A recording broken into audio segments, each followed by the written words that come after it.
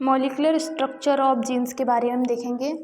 Jeans की आणविक संरचना।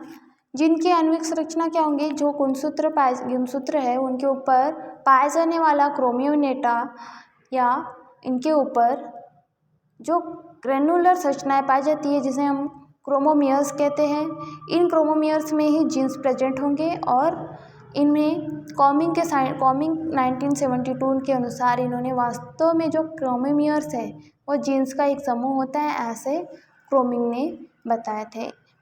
इस जीन्स की संरचना को समझाने के लिए बेंजर ने एक मॉडल प्रस्तुत किया जिसे हम बेंजर्स का मॉडल कहते हैं। बेंजर्स के अनुसार क्या होता है, जो सक्रियात्मक रूप से जो जीन्स होते हैं वह 3 इकाइयों से मिलकर बना होता है। 3 इकाइयाँ कौन सी? एक रिकॉन,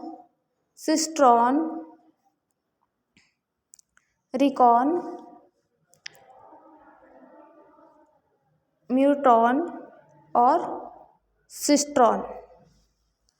ये 3 इकाइयों से मिलकर बना होता है। ये बेंजर का मॉडल है। इसमें सबसे पहले हम देखते हैं कि रिकॉन क्या होता है।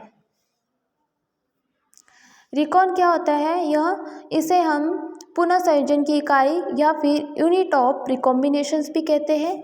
इसमें जो जीन्स या डीएनए है यह सबसे छोटी इकाई होती है, या जीन्स या डीएनए की सबसे छोटी इकाई रिकॉन कहलाती है। इसमें क्रॉसिंग ओवर एवं रिकॉम्बिनेशंस होता है। सबसे छोटा रिकॉन न्यूक्लियोटाइड के एक जोड़ी द्वारा निरूपित होता है। अब इसके बाद हम देखते हैं सेकंड वाला म्यूट्रॉन। म्यूट्रॉन क्या होता है? इसे हम यूनिट ऑफ म्यूटेशंस भी कहते हैं या फिर उत्परिवर्तन की इकाई भी कहते हैं। इसमें क्या होता है, यह डीएनए के एक छोटे फ्रेगमेंट के रूप में होता है और जो डीएनए के भाग है उसमें उत्परिवर्तन की क्षमताएं पाई जाती है। जो न्यूक्लियोटाइड्स के एक जोड़े में होने वाला परिवर्तन इसकी न्यूनतम अभिव्यक्ति को निरूपित करता है, अतः यह एक जोड़ी न्यूक्लियोटाइड की उपस्थिति इसकी कम से कम सीमा होती है। यह कहलाता है हमारा म्यूट्रॉन। अब इसके बाद थर्ड है सिस्ट्रॉन। सिस्ट्रॉन क्या होता है? यह डीएनए की सबसे बड़ी एवं क्रियात्मक इकाई होती है। इसे हम क्या कहेंगे? Functional unit of DNA. इसने बेंजर्स 1962 के अनुसार सिस्ट्रॉन द्वारा एक पॉलीपेप्टाइड श्रृंखला की धारणा का हमें ज्ञान हुआ, जिसमें डीएनए के इस भाग में 100 से 30,000 जोड़ी न्यूक्लियोटाइड्स पाए जाते हैं।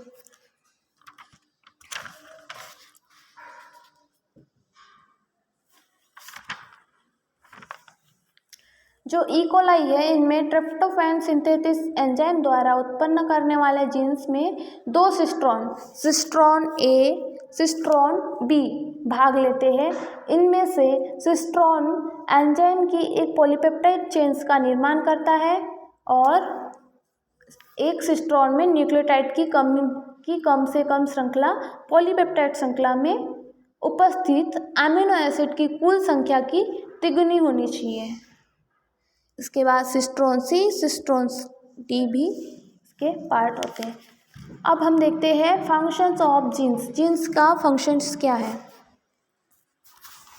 जीन का फंक्शंस है, जीन में विशिष्ट एंजाइम्स एवं पॉलीपेप्टाइड चेन्स के निर्माण के लिए संकेत निहित होते हैं, कोडेड होते हैं। 3 न्यूक्लियोटाइड का एक अनुक्रम एक अमीनो एसिड्स के कोडान को इंगित करता है। दूसरा कैरेक्टर या फंक्शंस आएगा इसका। जीन जो है वो बायोलॉजिकल कैरेक्टर का निर्धारण करते हैं। कोशिकाओं में विशिष्ट व्यवस्था होती है जिसके फलस्वरूप एक विशिष्ट जीन्स को एक विशिष्ट समय एवं कार्य के हेतु क्रियाशील होने की अनुमति दी जाती है। जीनों की क्रियाशीलता भी जीनों के द्वारा ही नियंत्रित की जाती है।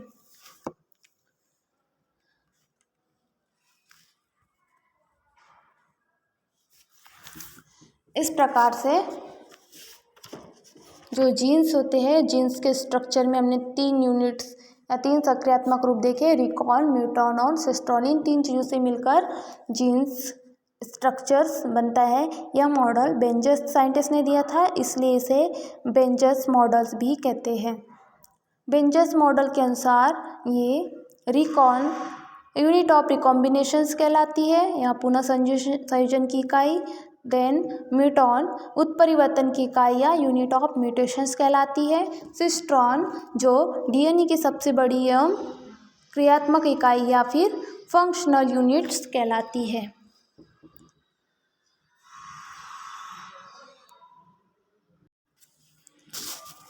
जीन के कॉन्सेप्ट की बात करें तो जीन के जो कॉन्सेप्ट रहता है वो क्रोमोसोमल थ्योरी ऑफ इनहेरिटेंस जो कि बावरी एवं सर्टन ने प्रतिपादित किया था।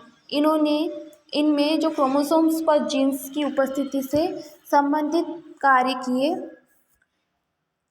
इन्होंने कुछ विशेषताएं दी, जैसे कि जीन्स क्या होते हैं। जीन्स होते हैं क्रोमोसोम पर प्रेजेंट होते हैं या स्थित होते हैं। जीन जीवों में भौतिक एवं शरीर क्रियात्मक लक्षणों को निर्धारित करते हैं। जीन एक फिजिकल यूनिट्स है जो पीढ़ी दर पीढ़ी माता पिता के संतान में वंशागत होती है। सभी जीवों में गुणसूत्रों की अपेक्षा जीन्स की संख्या अधिक होती है। मानव के जीनोम में लगभग 40,000 जीन्स है। मानव द्विगुणित कोशिकाओं में गुणसूत्रों की संख्या 46 है। जीन जो है वो क्रोमोसोम पर रेखीय क्रम में व्यवस्थित रहते हैं। प्रत्येक जीन्स गुणसूत्र में एक विशेष स्थान पर स्थित होता है, इसे हम लोकस कहते हैं। एक जीन एक से अधिक रूप में मिल सकता है। जीन्स के विभिन्न रूपों को एलील्स कहा जाता है। जीन्स है जो रेप्लिकेशंस को प्रदर्शित करते हैं। जीन्स में पॉलीपेप्टाइड के संश्लेषण से संबंधित सूचनाएं निहित होती है। कुछ जीन्स दूसरे जीनों की अभिव्यक्ति का नियंत्रण करते हैं। अब जीन्स की प्रॉपर्टीज एंड फंक्शन क्या होंगे। जीन्स जो है रेप्लिकेशन में सक्षम होते हैं या संततियों में हूबहू उसी रूप में इनहेरिट होते हैं। जीन में उत्परिवर्तन हो सकते हैं, यह बदलाव वंशागत होते हैं, अतः एक पीढ़ी से दूसरी पीढ़ी में संचरण करते हैं। थर्ड हो जाएगा जीन्स जो है कोशिका में समस्त कार्यों से संबंधित सूचना को